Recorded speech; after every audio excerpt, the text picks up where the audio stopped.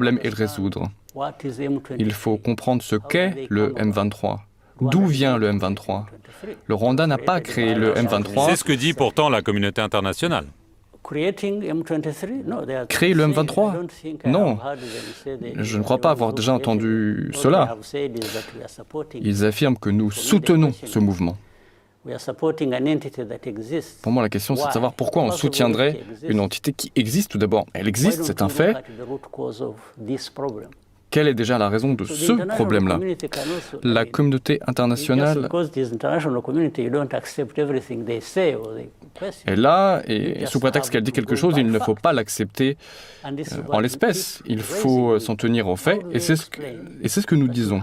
Comment expliquer que nous ayons des réfugiés, 100 000, sur notre sol, des gens persécutés dans l'est du Congo en raison de leur identité?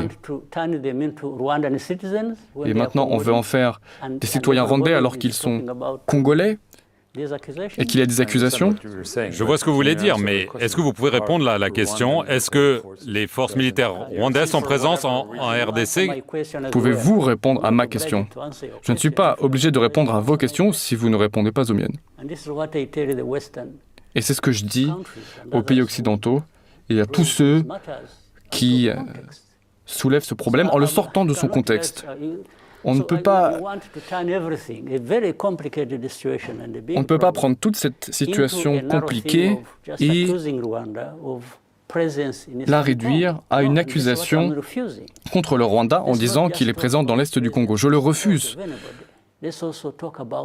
Parlons des causes sous-jacentes et qui forcent les uns et les autres à faire ce qu'ils ont à faire.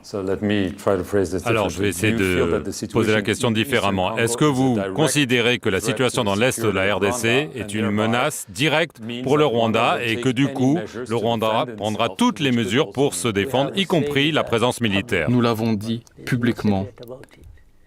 Cela n'est pas un secret. C'est une menace dans la mesure où le Congo ignore les problèmes de ses citoyens. Il les prive de tous leurs droits, il les tue, il les persécute. Il y a des discours de haine, il y a une idéologie génocidaire à l'œuvre dans l'est du Congo. Et tout cela ne peut pas se produire par hasard. Il y a ces persécutions, car on appelle tel ou tel groupe Tutsis, on leur fait subir ce que les Rwandais ont subi en 1994. Il y a le soutien aux FDLR, qui sont des forces génocidaires qui sont présentes au Congo depuis plus de 30 ans. Que demande la communauté internationale? Quels sont les enjeux soulevés ici?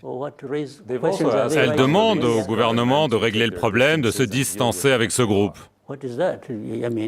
Qu'est-ce que c'est que ça? Faut-il les supplier de le faire? On supplie les Congolais de le faire? En d'autres mots, on dit aux Congolais, oui, vous pouvez vous attaquer à ce problème si vous le voulez, mais si vous ne le faites pas, on est tout de même à vos côtés. Est-ce qu'on en est là? Pour nous, la question qui se pose, c'est la situation